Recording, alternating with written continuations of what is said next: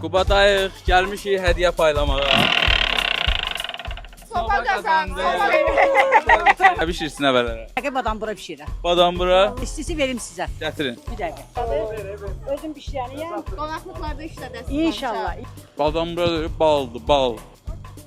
Gəl bura. Salam İlkin dayı. Salam, necəsən? Yaxşıyam, siz necəsiniz?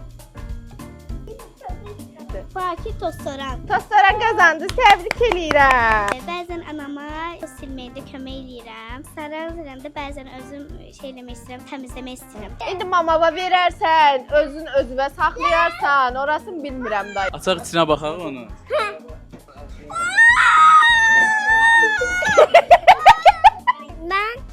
Mən bu evdən də hamısından yiyəm mən. Mən də. Sağ olun uşaqlar. Sağ olun. Ay çox xoş.